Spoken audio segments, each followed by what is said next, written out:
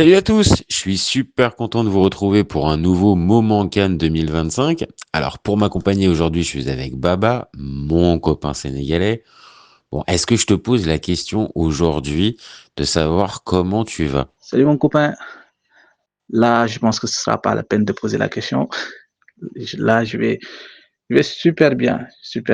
Et comme le dit souvent Marquinhos, là, on est en mode champion d'Afrique, mon frère. Ah bah oui, non mais là tu peux largement. Le Sénégal est champion d'Afrique depuis dimanche soir, donc tu peux largement en profiter.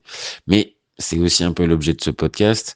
Je voudrais savoir un petit peu comment on vit cette victoire-là quand on est sénégalais. Non pas que je t'aurais pas posé cette question-là si on n'avait pas eu ce déroulé et cette finale complètement invraisemblable. Mais évidemment, avec le contexte, je voudrais bien un peu avoir ton sentiment en tant que supporter sénégalais, en tant qu'expert du football sénégalais, et oui, j'ose le dire. Et on va se poser après ensemble un peu la question de savoir quelle CAN a plus de valeur. Est-ce que c'est 2021 ou est-ce que c'est 2025 pour le Sénégal?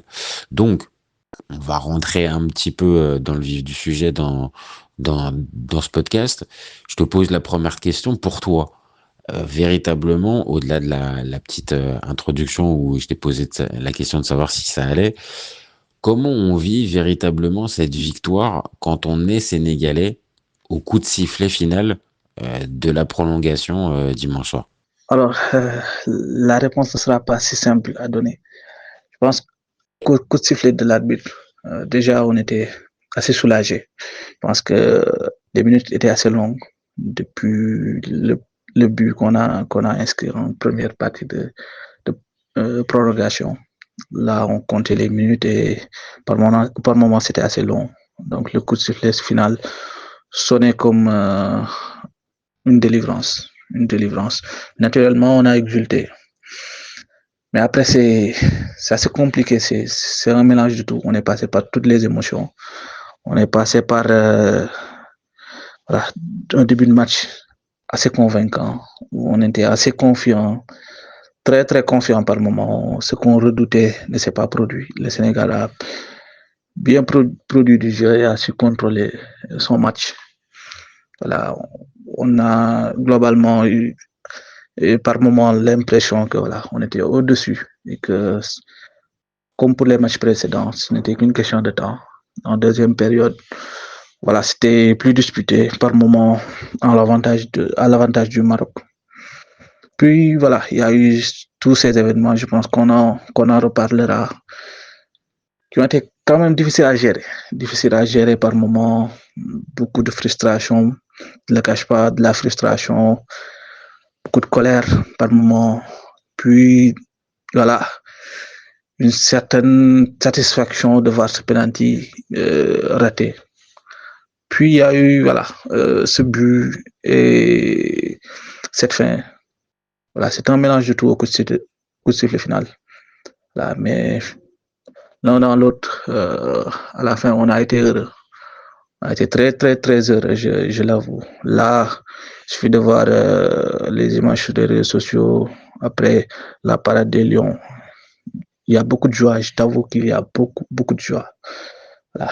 Mais de la joie contrastée avec tout ce qui s'est passé. Oui, d'accord. Donc beaucoup de sentiments mêlés, mais surtout quand même une certaine délivrance, comme tu as dit, au coup de sifflet final. Maintenant, on est plus de 48 heures après la finale. Évidemment, les choses sont un petit peu différentes parce que l'émotion et l'engouement sont retombés. Je le sais que tu as déjà regardé et même peut-être plusieurs fois la rencontre et que tu as pu avoir un œil un petit peu différent. On va dire, une fois que tu l'as revu à froid, le match, est-ce que c'est toujours ce mélange de sentiments ou là c'est plus froid ou on va dire c'est plus clinique où tu te dis, bon, bah là, véritablement, on a mérité de gagner. Je te parle juste sur le sentiment. On va revenir bien évidemment sur le déroulé de la rencontre, mais vraiment à froid, quand tu le revois une seconde fois, quel est le sentiment là aussi, pareil, en tant que supporter des Lions, que tu as quand tu le revois à froid? C'est vrai que j'ai eu à revoir le match à plusieurs reprises, que j'ai eu à revisionner certaines séquences à plusieurs reprises aussi. Et froidement, voilà, c'est pas parce que j'ai ce parti pris côté Sénégal que je le dis, mais le Sénégal mérite de gagner ce match. Le Sénégal a sorti une très très très bonne performance et malheureusement, il est éclipsé par ces faits. Ces faits ont peut-être éclipsé le match, voilà, réalisé par cette équipe du Sénégal. Là, on a à la limite euh, su contenir cette belle équipe marocaine qui, depuis le début de la CAN, a clairement déroulé un jeu qui en a impressionné plus d'un. Ça, c'est un fait. Par moment, on disait du Sénégal que voilà, c'était une équipe qui, jusque-là, n'avait pas rencontré une très, très grosse adversité. Du coup, on ne pouvait pas juger son niveau. Souvent, l'adversaire n'était pas assez inquiétant ou n'avait pas les qualités pour inquiéter cette équipe. Là, face à un adversaire beaucoup plus costaud du top 10 mondial, là, on a su euh, poser le jeu. Par moment, le Maroc voilà, est resté sur ses bases, pas dans un bloc bas, mais voilà, par moment, le Maroc a refusé le jeu. On s'est procuré des occasions, notamment cette occasion de Iliman Ndiaye qui pouvait faire basculer le match parce que là il y avait une occasion nette, un face-à-face net. Avant ça, il y avait 7 têtes. Et je pense que Bounou a fait un très, très, très grand match. Il n'est pas loin d'être l'homme du match. Voilà, ça veut tout dire. Bounou, homme du match, peut-être. Ça veut tout dire. C'est vrai que Bounou, il fait un sacré match, hein. Il fait une sacrée finale et il repousse l'échéance à plusieurs reprises. Bon, je suis assez d'accord sur la lecture tactique, même si pareil, on va revenir un petit peu dessus. Mais voilà, là, je retiens que sur ton analyse à froid, oui, c'est plutôt là une certaine logique qui s'applique au vu des 120 minutes. Et là, on va dire juste basiquement sur le rectangle vert, ce qu'on a vu, entre guillemets, pas l'extérieur. Donc bon, maintenant que on est parti sur ces bases-là, on va dire un peu un mélange de plein de sentiments au coup de sifflet final et à froid, une certaine, euh, une certaine logique dans cette victoire du Sénégal. Bon, maintenant, ce qui m'intéresse, c'est on a fait un podcast, toi et moi, qui est disponible d'ailleurs sur la chaîne. Pour ceux qui ne l'ont pas écouté, on vous le conseille. C'est sur l'avant-match du, euh, du, du Maroc-Sénégal, pardon. Euh, Comment, toi, on va dire, quelques heures avant le coup de sifflet, avant le coup de sifflet du coup d'envoi, pardon, j'ai du mal, comment tu sens ce Sénégal à ce moment-là? Est-ce que tu as la même sensation que les heures et jours précédents, c'est-à-dire beaucoup de tension et quand même euh, de la de la méfiance un petit peu et un contexte un petit peu délétère avant cette finale, ou au contraire, t'es plutôt le terrain va l'emporter et ça va être surtout une belle finale. Donc toi, pareil en tant que supporter sénégalais, comment toi tu vis les quelques heures avant le coup d'envoi? Je te parle pas du d'avant, on en a parlé ensemble, mais vraiment les quelques heures avant le coup d'envoi, plutôt serein avec la force du Sénégal ou pris un peu dans les polémiques malgré toi. Moi, tu mon copain, j'ai rarement connu ce stress d'avant-match. Je pense que voilà, c'est assez bizarre de le dire. Peut-être que après, après compétition, ça peut paraître facile. Mais voilà, j'ai jamais eu cette pression particulière à quelques heures du match. Globalement, là, j'étais confiant, j'étais confiant. À vrai dire, il y avait quelques, bon, je dirais pas doute, mais quelques appréhensions, surtout des appréhensions. Mais globalement, c'était voilà, full confiance pour ce match-là. Comme je l'avais dit dans ce podcast, on avait joué des adversaires d'un très bon niveau, qui sont très bien classés au niveau du classement FIFA. On a eu à les affronter, on n'a pas été ridicule. Au contraire, on s'est bien débrouillé. Par moment, on en a gagné quelques-uns. Voilà, même si on a perdu récemment contre le Brésil, on n'a pas été si ridicule que ça. Globalement, le Sénégal avait l'habitude d'affronter de gros adversaires. Après, je l'ai aussi dit, le climat tendu, par moments délétère, on connaît, on commence à connaître les déplacements en Afrique. On commence à en avoir l'habitude. On les gère bien globalement. On ne se laisse pas divertir d'habitude. D'habitude, on reste zen, on reste concentré dans le match. On ne se laisse pas intimider ou autre chose. Là, à quelques heures du match, c'était le sentiment qui m'animait. Je n'avais pas de stress particulier. Je t'avoue que voilà, j'étais zen à quelques heures du match, sans pression particulière. Il était confiant, le supporter des Lions. Bon, en même temps, c'est en accord avec ce que tu avais dit pendant les différents podcasts qu'on avait fait ensemble. La sensation de monter en puissance de l'équipe, les leaders qui répondent, le match contre l'Égypte en demi-finale. Bon, il y avait plein de choses. Et tu confirmes, et là pour le coup, nous on en a parlé aussi sur la chaîne avec Serge quand on a fait l'avant-match sur la chaîne. T'étais plus concentré sur le match et sur ce qui allait se passer. On a la même sensation. On avait fait un peu abstraction de ça, juste en disant, espérons que ce soir il n'y ait pas de polémique et il n'y ait pas de fait d'arbitrage ou quoi que ce soit. Bon, on va vite y revenir. Maintenant, je voudrais avoir ton avis. Quand t'entends Crépin Diatta qui est absent, donc là encore une fois, on se remet dans le contexte avant match. Quand tu le vois absent au coup d'envoi et que tu vois que c'est Antoine Mendy qui le remplace, alors que c'était pas du tout dans les tuyaux, personne n'était plutôt au courant de ça. Qu'est-ce que tu penses? Est-ce que tu es dans un mode suspicion tout de suite ou est-ce que je te dis dommage Crépin qui nous faisait une super canne depuis le début, il va nous manquer. T'es plutôt dans quoi? Plutôt inquiet, plutôt méfiant ou ça pareil, ça touche pas ta sérénité sénégalaise? Alors pour le coup, j'ai de suite pensé au rendez-vous que j'avais donné pour pour euh, pour le 18, surtout après le match. Je m'étais dit que voilà, j'allais peut-être pas passer sur le podcast pour parler du sacre du Sénégal.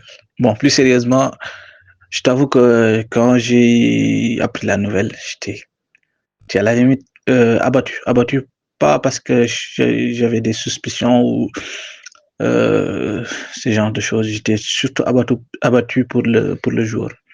La Crépin nous a sorti une très belle canne.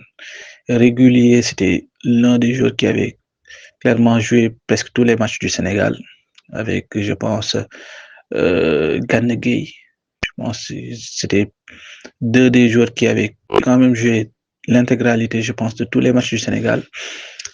À quelques heures du match, on t'annonce que voilà, l'un de tes joueurs les plus fiables est malade. Là, t'as ton moral qui en prend un coup. Ça, je t'avoue que voilà, j'étais zen jusqu'à ce moment-là. Là, j'ai commencé à avoir peur. En plus, sur le banc, il y avait Antoine Mendy. Antoine Mendy, j'ai envie d'être taquin avec les Niçois. Antoine Mendy, c'est un joueur de Nice. Voilà, les joueurs de Nice, voilà, en pareille période, tu peux pas faire confiance à ce joueur-là. Voilà.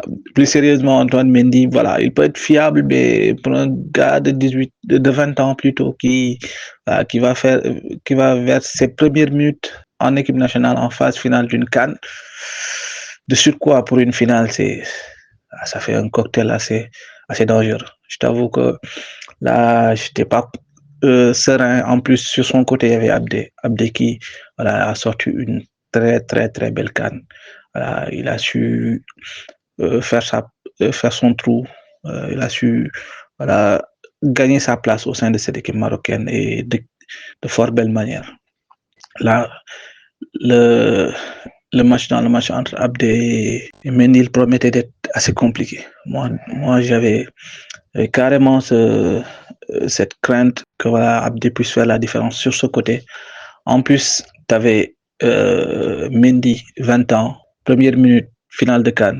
Moudsar, 20 ans, finale de CAN, qui sort de quoi quelques minutes en demi-finale, qui vient et qu'on met dans le bain en finale. Là, c'était très, très, très compliqué. Moi, j'ai vu la ligne Moudsar, Antoine Mendy, Lamine Camara. Alors là, j'ai dit que voilà, on a quand même mis des enfants, à la limite, et j'ai failli oublier El Hadj Malick Diouf. Là, je me suis dit, voilà, on a quand même mis des enfants en finale de CAN.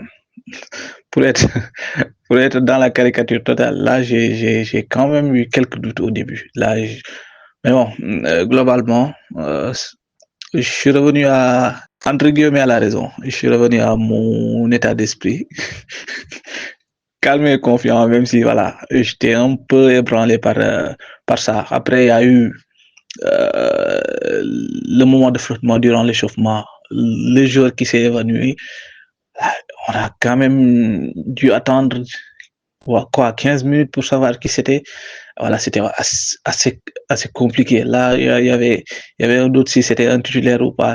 On se disait que si c'était titulaire, voilà, c'était parti pour être une soirée cauchemardesque. Là, on allait vers beaucoup de palabres autour de ces malades.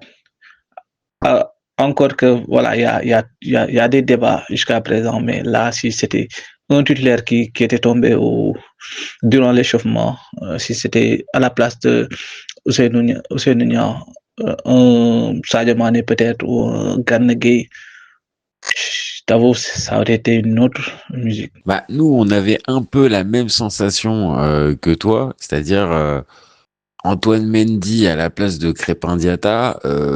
Ouais, il y a un vrai gros point d'interrogation. Face à Abdé, ouais, c'était une vraie interrogation parce que Abdé est un joueur super technique et surtout très explosif. Et tu le dis, alors nous on avait insisté sur Mendy, mais t'as raison au fond, parce que entre Mendy plus Diouf, et Niakhaté, alors ok, il est un peu plus âgé quand même, il a un peu plus d'expérience, mais quand même, c'est la première fois qu'il se retrouve à ce niveau-là titulaire. Oui, il y avait quand même un côté un peu, on a laissé les enfants euh, pour euh, pour jouer cette finale. Mais dans le fond, même si j'ai entendu au début ta petite pique ironique avec on sait jamais que là quand j'ai vu Crépin absent, j'étais pas bien, mais j'entends surtout ce que tu as dit sur si ça avait été Sadio au Ghana. Oui, là ça aurait été beaucoup plus t'aurais été beaucoup plus inquiet. Maintenant, bon, ok, j'ai ton sentiment avant le match, donc pas forcément de suspicion et tout ça. On aura le temps pareil d'y revenir un peu plus tard. Bon, place au terrain, première mi-temps. Est-ce que tu as la même sensation que moi sur le Sénégal passe à, alors pas c'est pas qu'il passe à côté, c'est qu'il passe à côté d'un gros coup, c'est-à-dire de mener à la mi-temps parce que dans l'intensité, parce que dans les intentions, parce que dans les prises de balles, dans les actions dangereuses. Ouais, pour moi, le Sénégal mène au point, en fait. Donc, il y a 0-0 sur le papier, mais Bounou fait deux gros arrêts vraiment déterminants. Un en début de match qui peut conditionner la finale, parce que si Pape Gueye marque, ça peut te changer la première, enfin, c'est même pas la première mi-temps, ça te change complètement le match. Et t'as celle aussi d'Iliman Ndiaye qui est pas Voilà, je le connais, hein, Iliman, hein, je l'ai vu à l'OM aussi louper ce genre de choses. Ouais, celle-là, elle peut complètement tout changer. Donc, est-ce que tu as la même sensation que moi à la fin de cette première mi-temps? C'est-à-dire que le Sénégal va y arriver, en fait. Le Sénégal va y arriver, mais ils sont quand même passés à côté d'un gros coup parce que en face, on en parle 2 secondes, mais le Maroc est en dessous, en fait. Et physiquement, je les trouve moins percutants, moins capables de mettre ce pressing qu'on les avait vus mettre contre le Nigeria, contre le Cameroun encore plus. Voilà, moi j'ai quand même la sensation que le Maroc à ce moment-là a du mal à trouver son second souffle. Brahim on le voit pas. Hakimi c'est pareil, c'est que par à-coup ou par coup de pied arrêté. Mais voilà, la première mi-temps du Maroc est pas bonne pour moi. Le Sénégal me semble au-dessus et a les occasions. Donc est-ce que tu te dis la même chose que moi? Ça va finir par payer, ou là tu commences à te dire attention, on marque pas sur nos temps forts. Et pareil, on en avait parlé dans nos podcasts.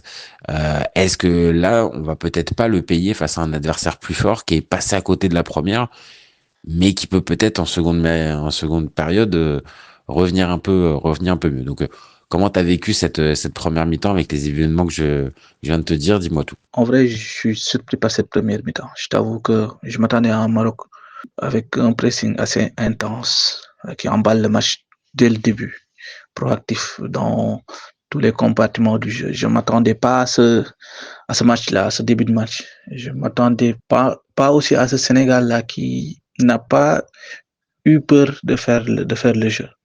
Je pense que le Sénégal a su poser son jeu contre le Maroc. Je pense que voilà, je m'attendais à un Sénégal qui n'allait pas renier ses principes. Mais voilà, je m'attendais pas à ce que voilà, ça soit aussi dominant. Je m'attendais à un Sénégal qui, par moment, voilà, laisse l'initiative du jeu au Maroc pour procéder en transition rapide.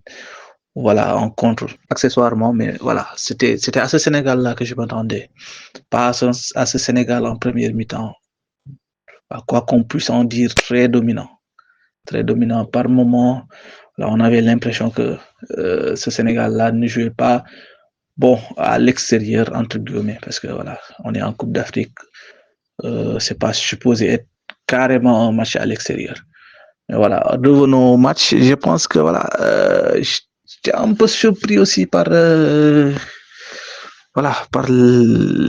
niveau physique des Marocains. Je m'attendais à plus d'envie, plus d'entrain. Peut-être qu'ils étaient inhibés par l'enjeu au début. Peut-être parce qu'ils étaient assez fatigués par les matchs qu'ils ont eu à faire. C'était ce sentiment-là que j'avais. Après la surprise, j'étais assez remonté. T'avoue que Ilmandia, il nous en doit encore une. Là, n'ayons pas peur de le dire. Voilà, mettons les pieds dans le plat, l'ami. Ilmandia nous a fait du Ilmandia.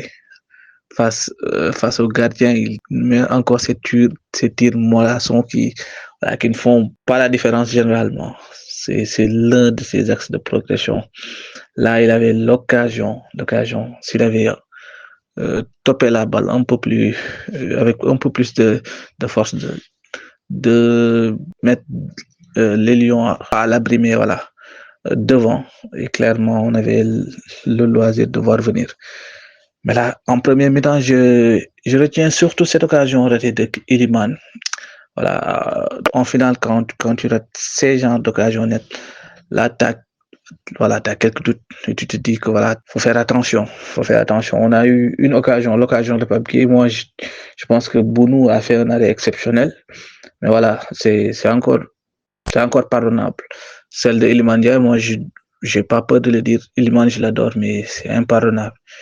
Voilà, il doit un but très, très important. En finale de cas, il a failli nous la faire à l'envers.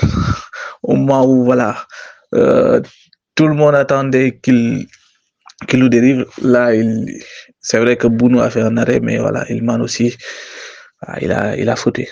Il a fauté. J'ai eu quelques doutes et j'ai surtout dit que voilà, fallait faire gaffe en deuxième mi-temps. Quand tu as des occasions si nettes et que tu ne concrétises pas, tu n'es pas à l'abri de voilà d'un but de l'adversaire à tout moment. C'est peut-être ça. Après, en première mi-temps, c'est vrai que El Ainaoui, et je l'attendais, il m'a énervé. Tellement présent sur cette première mi-temps, tellement énervant. J'avais l'impression de le voir partout sur le terrain. Je t'avoue que El Ainaoui, en fait, j'ai quand même sur cette première mi-temps cru le voir un peu partout sur le terrain. Tellement, voilà, sur chaque action, je le voyais. Sur des actions offensives ou défensives, je le voyais partout. Là, là, il m'avait un peu énervé. Voilà, c'est un très grand jour. Après, quand on ne voit pas Hakimi de la première mi-temps, on se dit que voilà. C'est vrai que là, ce qu'on a amené en première mi-temps, l'idée de jeu de départ, n'est pas si dégueu et il est assez bon parce qu'il a su maîtriser le côté fort Hakimi Ibrahim qui était clairement inexistant. El Hadji Malick Diouf a fait le travail sur lui. Hakimi, je pense qu'il est un peu resté en retrait vu qu'il n'est pas peut-être à 100% de sa condition physique et qu'il y avait Sadio Mané en face. Il n'a pas voulu monter. Et ce côté, il a été carrément inoffensif pour nous. C'est vrai qu'Abdé de l'autre côté nous a causé plus de soucis. Voilà, il y avait clairement voilà, ce sentiment on est dans le match, on fait de bonnes choses, mais voilà, on a raté quelques occasions qui quand même ne se ratent pas à ce niveau de la compétition. En vrai, la physionomie du match, je la voyais tout autre. Je disais que le Maroc, comme ils sont sortis de 120 minutes en deuxième période, ça allait être plus compliqué pour eux. Peut-être que la première, ils vont essayer d'emballer le match. Et par moment, j'ai le souvenir d'une action où le pressing marocain a été facilement battu par voilà, une sortie de balle du Sénégal. Là, peut-être qu'ils ont compris qu'il ne fallait pas trop insister sur ce pressing-là. Peut-être c'est juste ça qui nous a rendu la tâche un peu plus facile. Peut-être qu'au-delà de leur limite physique, ils avaient quand même une certaine crainte vis-à-vis du Sénégal. Peut-être le sentiment que j'avais globalement sur cette première période. Ouais, on a la même sensation, donc c'est bien un sentiment de maîtrise de la part du Sénégal. On voit pas réellement le Maroc qu'on a vu ces derniers matchs, mais les idées, les actions, voilà. Je t'ai entendu sur Elimane, on a la même sensation. Il a fait du Elimane et l'autre, bah oui, Bounou fait deux parades et la première aussi énorme. Donc voilà, sentiment un peu de maîtrise, mais tu marques pas sur tes temps forts. Et bon, on va être clair, hein, première mi-temps, il n'y a pas de fait d'arbitrage, j'en ai pas parlé, t'en as pas parlé, je pense qu'on est d'accord là-dessus.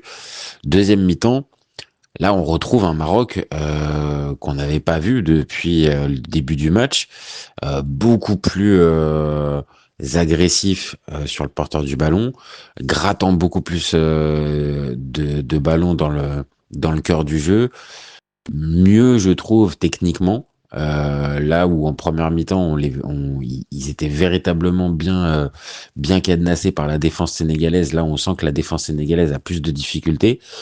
Abdé commence un peu plus à passer, tu sens que il y a de plus en plus d'ouverture et puis il y a cette occasion d'Al Kaabi et je pense que là à ce moment-là tu te dis que ça tourne, non? Ou tu continues de rester serein? Alors El Kaabi, moi je lui offre la nationalité sénégalaise.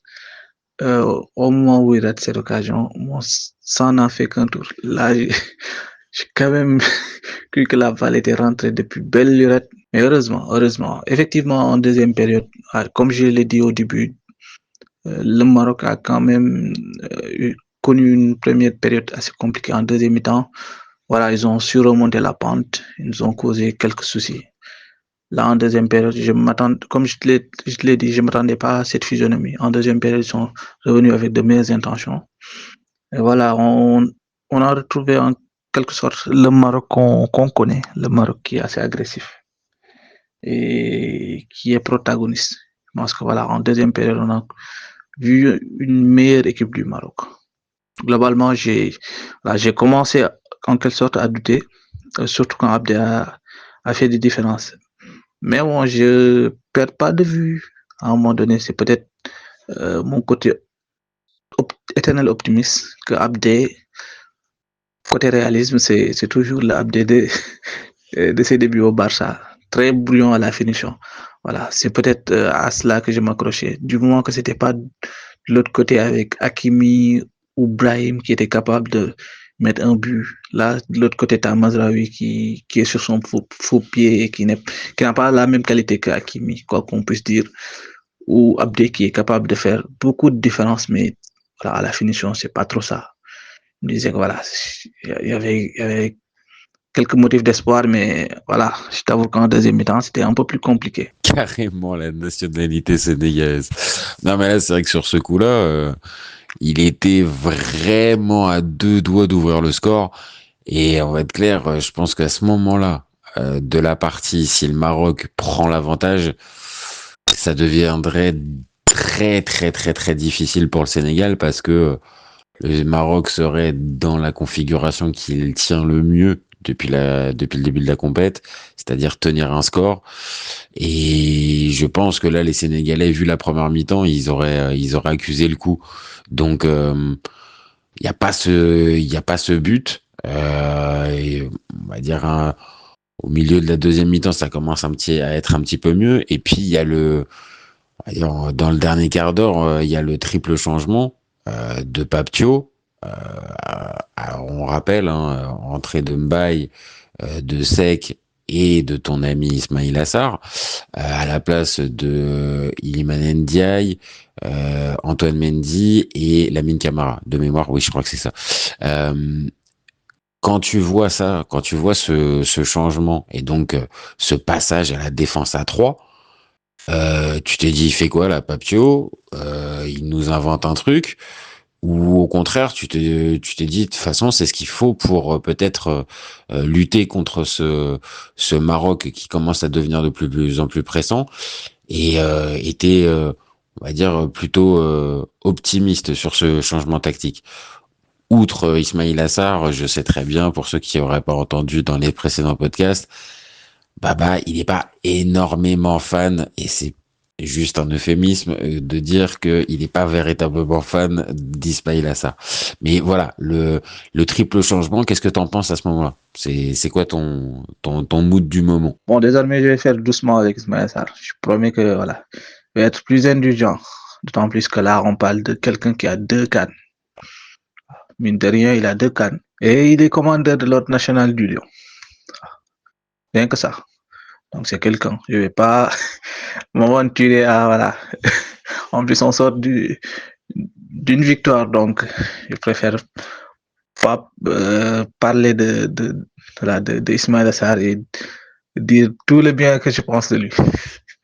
Après, au moment du triple changement, voilà, j'étais assez partagé. Je t'avoue que sur le coup, je me suis dit, bah, qu'est-ce qu'il nous fait là, Pape?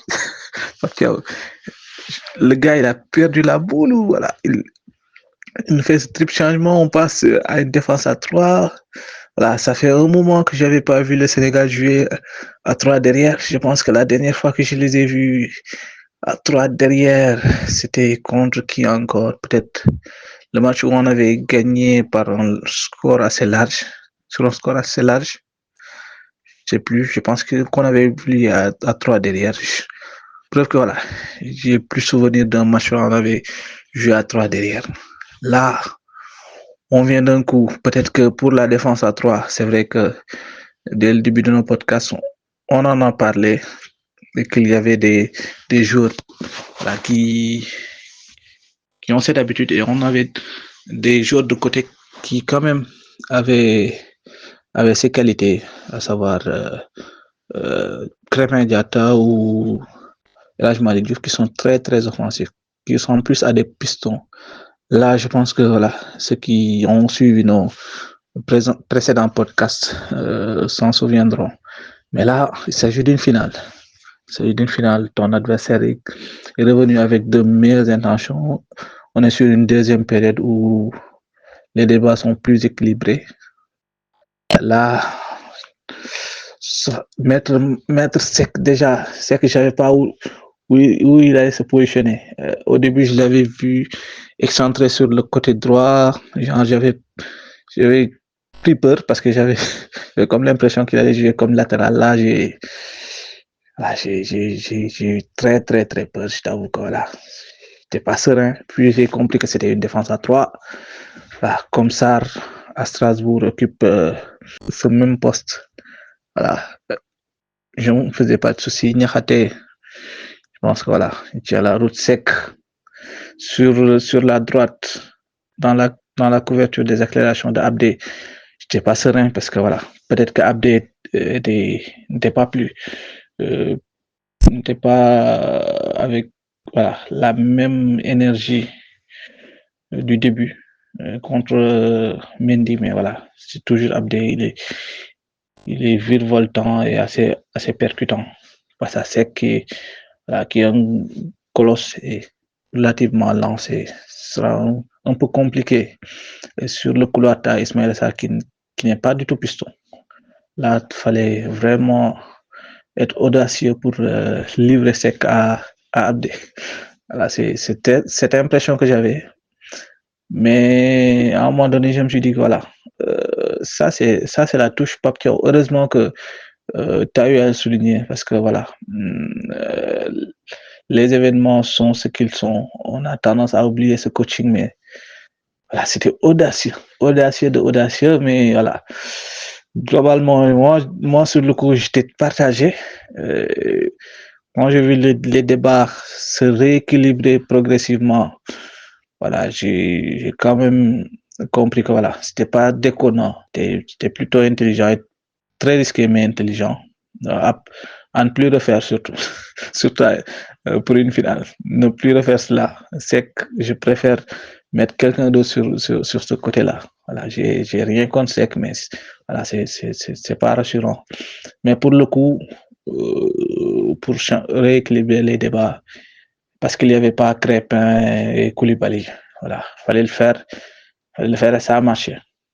Ça a marché pour cette finale, je suis d'accord, mais je pense qu'il ne faut plus le refaire. Je suis pour une défense à 3 par moment, mais pas avec Sec sur le côté.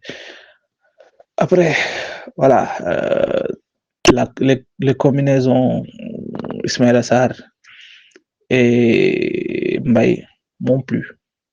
J'ai senti un côté droit plus actif. J'ai senti Iliman carrément décliné en deuxième mi-temps. Voilà, c'était un match assez compliqué au-delà du face-à-face raté. C'était très compliqué. Le jeune Mbaye a quand même apporté sa percussion, son insouciance. Je pense que Ismaël Sarr a fait une bonne rentrée. J'arrive. Voilà, bizarrement, quand je parle en bien d'Ismaël Sarr, j'ai tendance à bégayer. Ismaël Sarr a fait une très bonne entrée. Voilà, il faut l'avouer, une bien meilleure que celle de la demi, déjà. Et Mbaye, très percutant. En vrai, c'est un changement assez offensif.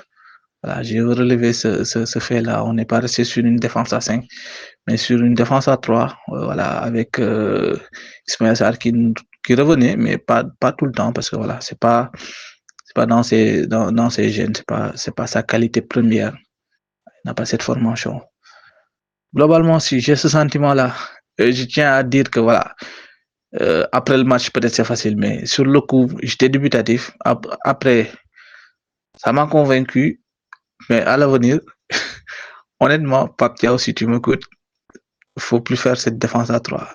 Surtout mettre Ismaël Sarr sur un côté, je sais que c'était une nécessité. Mendy, voilà, n'en pouvait plus, il tirait la langue, c'est normal. Il n'y avait pas Crépin, voilà. L'autre, Ilaï Kamara aussi n'est pas venu, il s'est blessé. C'est vrai, il y a des circonstances atténuantes. Voilà, ça se comprend. Mais pour le coup, mettre Ismaël Sarr et Sec sur le même couloir, même pour blaguer, faut plus le refaire. Tu m'as tué. Faut pas refaire. Tu m'étonnes. J'avoue que j'ai un peu la même sensation que toi quand il fait rentrer les trois entrants. Ouais, je suis dubitatif et j'ai la même sensation que toi au tout début.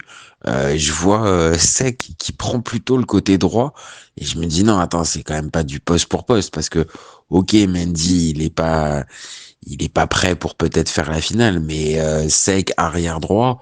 Bon, je suis pas un spécialiste, hein, mais vu le profil, non. Mais au final, stopper droit ou défenseur droit dans une défense à 3, ça peut beaucoup plus correspondre. Mais j'ai oui, pareil que toi, la même sensation. Wow, comment ça va s'articuler avec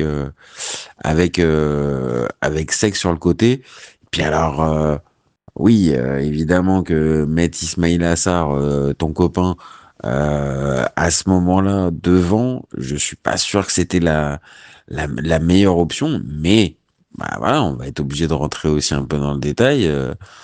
Mine de rien, c'est plutôt positif parce que moi je le vois Sarr un peu plus sur son côté que ce qu'on voyait Ndiaye depuis le début de la deuxième mi-temps. Je pense que l'action lui est restée dans la tête et on va dire sur cette fin de temps réglementaire, c'est le Sénégal pour moi qui termine mieux. Qu'est-ce que t'en penses? Au final, le changement, avant même de parler de résultats et tout ça, le changement, il est plutôt positif parce que ça rééquilibre plutôt les débats et le Maroc peine véritablement à retrouver son second souffle vu qu'ils n'arrivent pas à marquer ce but. Donc, jusqu'à la fin du temps réglementaire, et on va arriver au moment très important, euh, jusqu'à ce moment-là, ouais, le changement tactique, pour moi, il rééquilibre les choses. On est d'accord. Peut-être que je vais répondre par une autre question. Est-ce que Walid Regragui et son équipe n'étaient pas aussi surpris que nous? Là, je me dis que peut-être que là, ce changement, au-delà de nous autres spectateurs ou supporters sénégalais, il a aussi surpris les Marocains, Walid Regragui, voilà. C'est tellement quelque chose de, voilà, de pas commun que voilà, ça a peut-être rééquilibré les débats. Voilà, beaucoup ne s'imaginaient pas ce Sénégal arriver en finale de Coupe d'Afrique et j'allais dire Coupe du Monde. C'est autre chose. Voilà, le Sénégal arrivé en finale de Coupe d'Afrique avec une défense à 3 vers la fin à 0-0. C'est quelque chose d'assez, bon, je vais pas dire impensable, mais d'assez curieux. Je vais choisir ce mot. C'était assez curieux. Et voilà, j'ai l'impression que c'était surtout un mélange de, voilà, d'un truc assez nouveau pour les adversaires. Mais aussi, peut-être que ça a coïncidé avec un moment où, voilà, on sentait que, voilà, physiquement, les joueurs du Maroc, ils étaient à bout. Ça, j'ai quand même entreaperçu voilà, des côté langage corporel, côté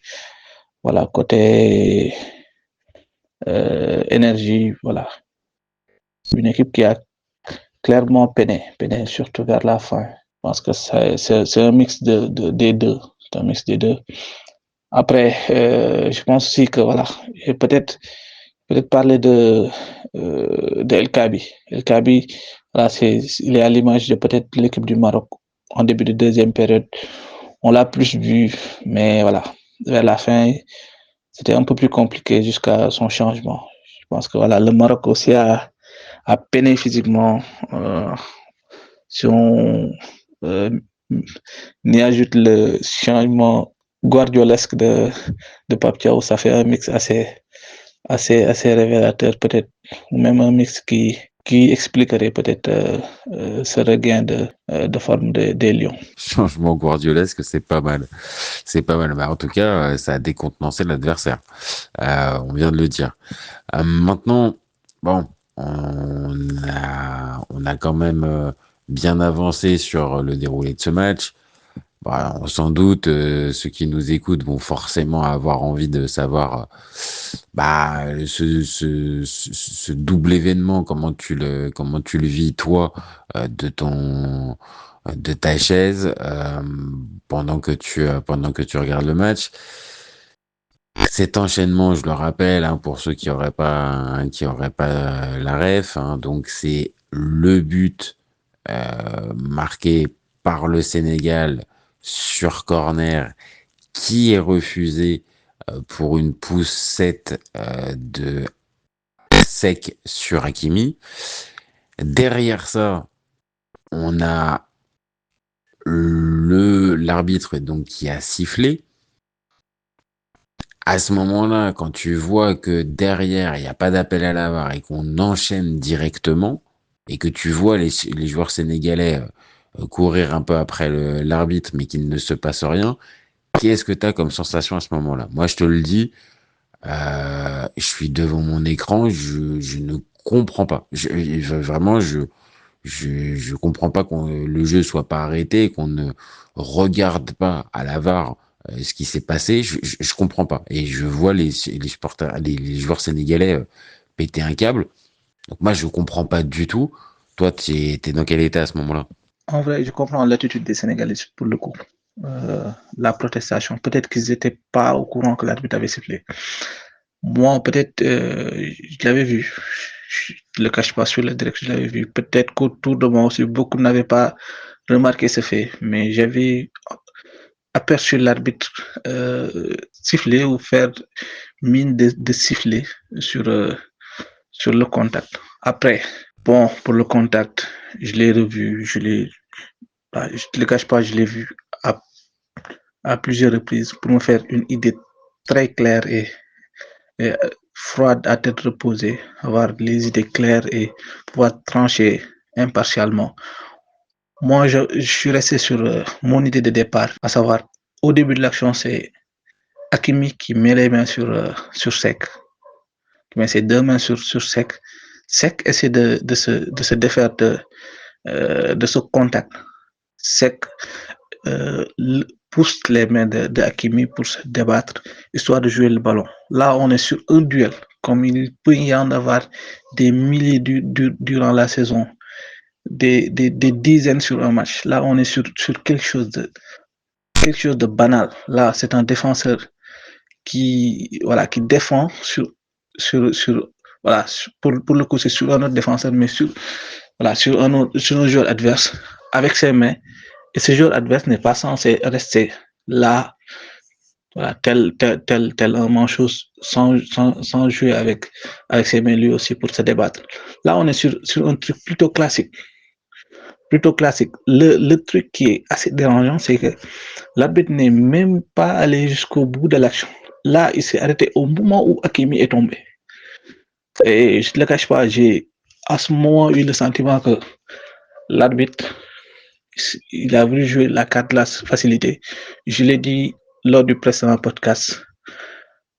Quand on arbitre le pays organisateur ou quand on arbitre, voilà, quand l'arbitre est censé siffler contre, excuse-moi, la sélection qui accueille un match, voilà, il choisit la solution la plus simple, la solution de la facilité. Et là, pour le coup, c'est juste ne pas laisser l'action se poursuivre, histoire de ne pas courir le risque lié. Et pour le coup, c'est ce qui s'est passé, une action de but qui puisse vraiment amener des interprétations ou le mettre dans une situation inconfortable. Surtout, là, on était dans le temps additionnel. Là, c'était typiquement le truc qu'il fallait éviter à tous les coups. Là, c'était le truc à ne pas faire.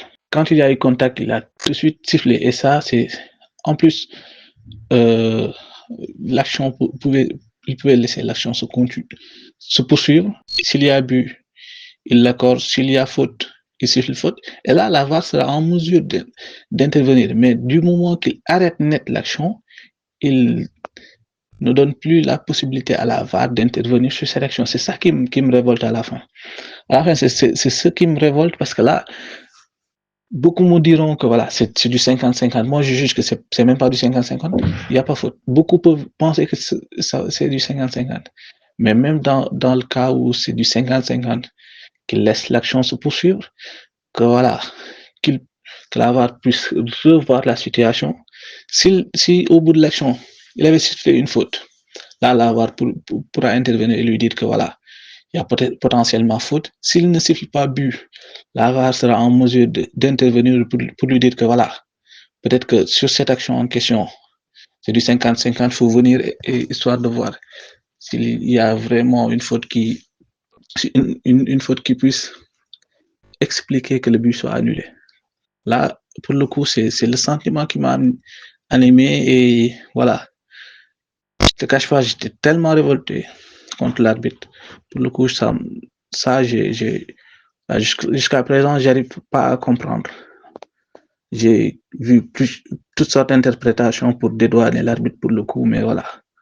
Moi, j'ai ce sentiment-là. Des actions pareilles, t'envoies presque tous les matchs et ils sont pas sifflés tout le temps. Et je partage ta lecture. Je pense qu'à ce moment précis, l'arbitre fait basculer la finale. Tu viens de le dire et je vais pas reprendre les arguments, mais évidemment le fait de siffler à ce moment-là, il annule la possibilité de voir l'action aller jusqu'au bout et donc d'avoir un contrôle de la VAR derrière. Donc déjà ça factuellement, c'est une erreur d'arbitrage d'avoir sifflé à ce moment-là. Et t'en parles pas, pour moi je trouve qu'à ce moment-là, il doit, alors peut-être que c'est lié là aussi au fameux contexte qu'il y a eu pendant cette CAN. Il le sait, l'arbitre, il est pas naïf et il ne peut pas ne pas savoir. Et à ce moment-là, je trouve qu'il manque cruellement de pédagogie. Je trouve qu'à ce moment-là, il doit arrêter le jeu et expliquer aux Sénégalais, aux joueurs sénégalais, calmement, pourquoi justement on ne revient pas à ça, quitte à ce qu'il y ait une vraie incompréhension pour les joueurs et qu'ils soient furieux de cette erreur d'arbitrage, mais que à ce moment-là, ils communiquent.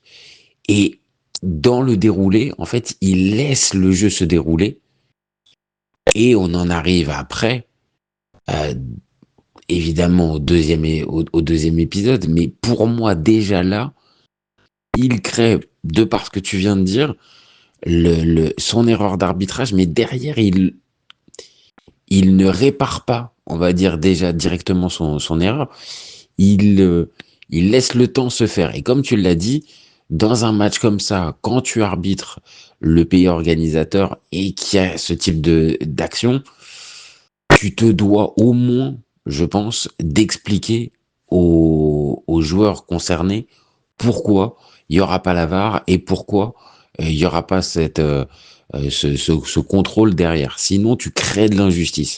Pour moi, ça, c'est le premier point. On est d'accord sur ce point du manque de pédagogie ou c'est que moi qui le souligne? Je suis totalement d'accord avec toi. Je suis totalement d'accord sur le manque de pédagogie. Et je t'avoue que, comme je l'ai dit la dernière fois, sur ce match, je n'étais pas trop regardant vis-à-vis de l'arbitrage. D'habitude, je suis très critique. Je suis très critique. Et c'est pas seulement au niveau de l'arbitrage africain, mais c'est en général. Moi, je pense que voilà, il y a la VAR, mais il y a toujours ce manque de pédagogie.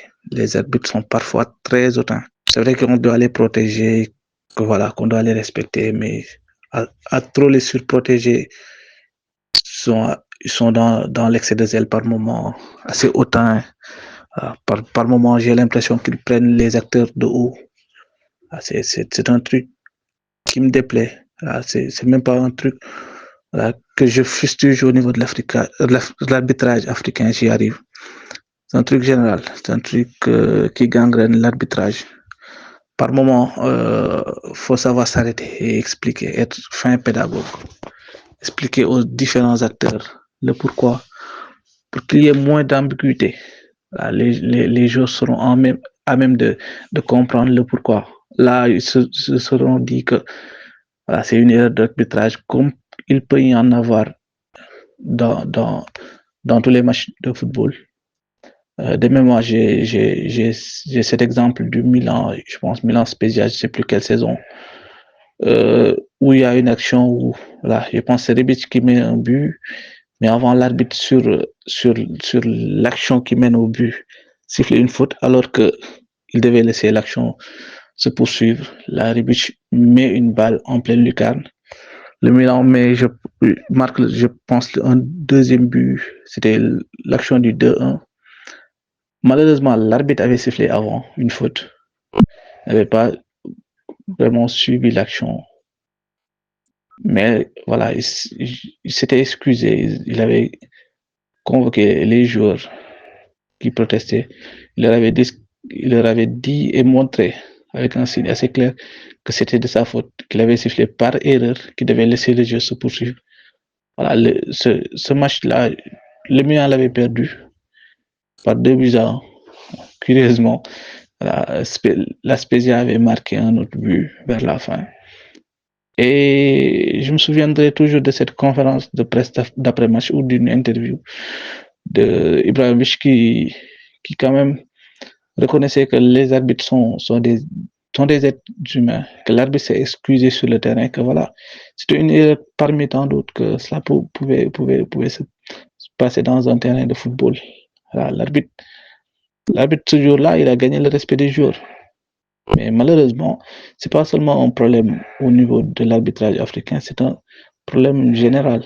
Et les arbitres ne se remettent pas en question et voilà, ne daignent jamais expliquer leur décision. Ouais, il est très juste cet exemple du Milan Spezia où justement l'arbitre après s'était excusé de son erreur qui avait provoqué, on va dire, cet enchaînement-là. C'est intéressant aussi de préciser qu'à ce moment-là, bah oui, tu peux avoir le joueur qui peut entendre en fait que le que l'arbitre puisse se tromper. Et donc là, pour en revenir à notre match, oui, je pense que si l'arbitre à ce moment-là, il arrête le jeu, il explique calmement, quitte à donc voilà, comme j'ai dit, justifier son erreur, je pense qu'il gagne l'estime des joueurs à ce moment-là. Et donc on n'est pas dans attention, il y aurait un complot contre le Sénégal pour qu'il ne gagne pas. Et que, en fait, là pour le coup, c'est pas réellement de sa faute, mais il va y avoir un enchaînement, en fait, qui est pas possible, en fait. L'enchaînement, il est pas possible parce que derrière ça, donc on l'a dit, il ne prend pas le temps d'expliquer aux Sénégalais. Il y a le Maroc qui reprend le ballon, la balle finit par être en corner, et derrière ça, on a, alors c'est pas la même poussette, là pour le coup, il y a plus contact de Diouf sur Brahim Diaz, l'arbitre le voit pas en temps réel, et c'est ça qui va aussi peut-être provoquer, on va dire, le pétage de câble, c'est qu'il y a un espèce d'enchaînement où on voit Brahim Diaz qui va quémander un penalty de manière disproportionnée.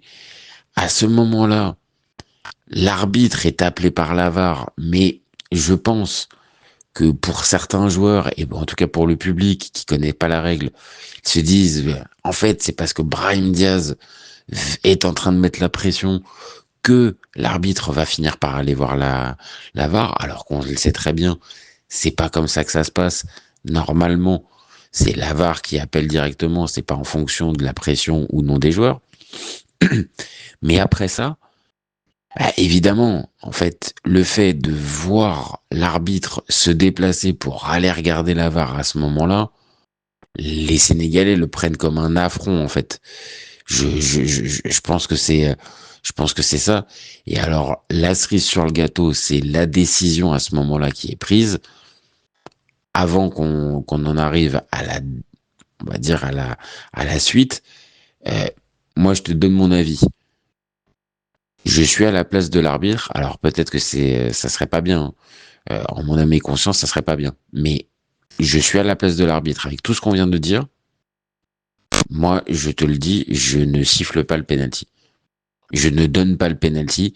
Je me dis, ça va être trop synonyme de, de polémique, de tout ça. Ces deux situations plus ou moins similaires, j'y vais pas. Moi, j'aurais pris ça, même si encore une fois, on le répète, bon, je pense qu'on va être d'accord, l'action de Diouf, il y a contact et donc ça peut se siffler largement le penalty. Mais moi, je suis à la place de l'arbitre. Vu tout ce qu'on vient de dire et les erreurs qu'il a cumulées, moi j'y vais et je dis que je siffle pas le penalty. Est-ce que tu vas dans la même sensation, t'as la même sensation que moi à ce moment-là ou au contraire, toi euh, tu dirais différemment pour ce penalty donné. Bon, moi, j'ai un problème. Et ce problème se trouve sur le corner en question. Sur le direct, moi, j'ai l'impression que l'attaquant, je pense que c'était El Nesri, était en position illicite. Ça, j'ai cette impression. Je ne saurais être catégorique. Je l'ai vu sur le direct. J'ai pas pu le revoir avec plus de clarté.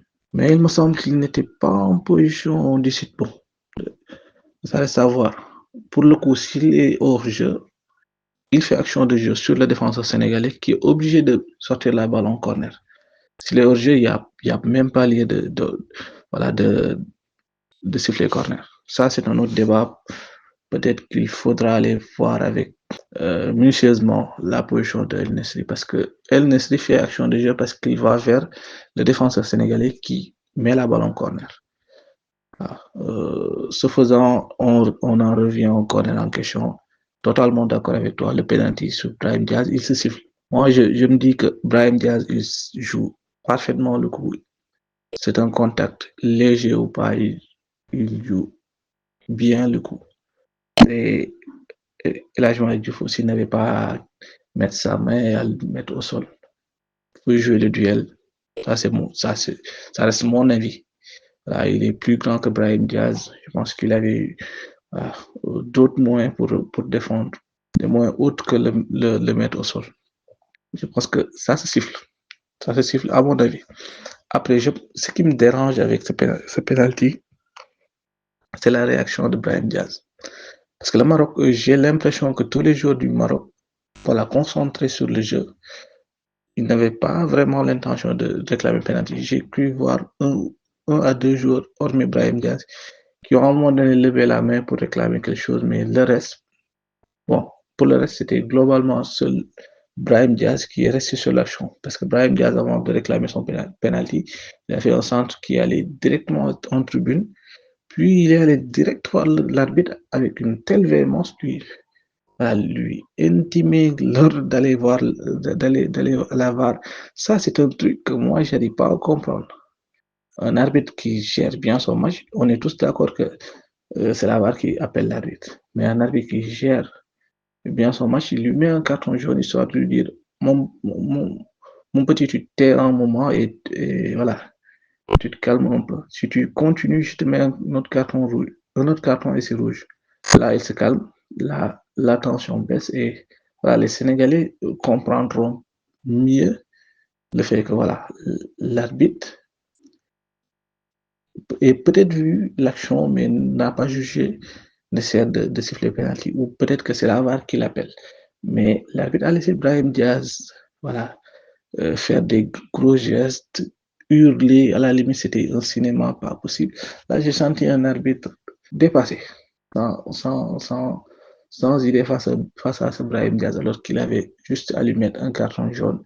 Au moment donné, voilà, je juge par moment le comportement des arbitres, mais quand les joueurs s'y mettent et sont agaçants, par moment, il faut savoir dire stop et montrer une certaine fermeté. Et là, c'était le moment de le faire.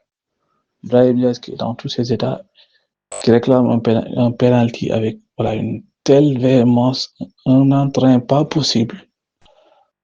Là, je pense que beaucoup sont conscients qu'on n'en est pas au niveau où ce soit l'arbitre ou soit le coach qui demande un challenge comme dans d'autres sports. Là, ça se passe pas ainsi. C'est la VAR qui appelle souvent l'arbitre. Mais c'est la manière. Je pense que c'est la manière qui déplaît. Brahim Diaz, j'ai senti qu'il était par moments voilà, assez véhément. Peut-être qu'il s'est senti plus fort que l'arbitre. Et l'arbitre, automatiquement, en étant dans une posture assez faible, se met à dos l'équipe adverse. J'ai l'impression que c'est ce qui s'est passé. J'y arrive. Après, il devait avoir son carton. Ismaël Sarr, lui, est comme d'un carton jaune pour contestation. Ça peut se comprendre, mais avant, il y a quelqu'un qui devait en prendre un, c'est Brahim Diaz. Ça, c'est un fait. Brahim Diaz, il devait se calmer. Tu lui donnes un carton, il se calme, mais j'ai l'impression que l'arbitre, voilà, il était terrifié à l'idée de devoir faire face à Brahim Diaz, le meilleur joueur à ce moment-là du match, le meilleur joueur de la compétition, plutôt, à ce moment-là du match, voilà, pour être clair. Et voilà, tu as l'action précédente où les Sénégalais ne sont pas redescendus d'un cran, qui n'ont pas compris. Parce que là, il n'y a pas eu explication. Tu as cette action où Brahim Diaz, ma foi, il fait n'importe quoi avec sa contestation. Et l'arbitre qui va à la VAR avec voilà, les deux équipes derrière lui. Le mec, il n'est même pas capable de faire la police derrière lui. La pression autour de lui, elle est immense. Moi, peut-être à sa place, comme Sénégalais, j'aurais dit, wow, siffle pas le penalty, mais arrivé à la VAR, le contact, il est amplifié. Il y a les zooms partout. Ça, c'est pas pour dire qu'il n'y a pas penalty, mais quand il y a un check à la VAR, c'est souvent avec des angles, avec voilà, une amplification des actions, voilà, des zooms en en plus finir. Là, ça te met une certaine pression. En plus, si tu ne mets pas ce penalty, tu pouvais rentrer dans la pédagogie et dans la compensation, peut-être, en refusant ce penalty. Mais si tu ne mets pas ce penalty, c'est tout un stade qui sera derrière toi. Tu te mets à dos tout un stade. Tu te mets à dos à beaucoup de choses. Là, c'est soit la pédagogie, soit voilà, tu fais ce que tu as à faire parce que là, les angles, les ralentis, ils te font vraiment prendre la bonne décision pour le coup. C'est la fin de la première partie de cet épisode. La deuxième partie sera disponible dans quelques jours sur toutes les plateformes d'écoute. En attendant, n'hésite pas à commenter, liker et partager. Et n'oublie pas qu'au FC Copain, on est ouvert toute l'année.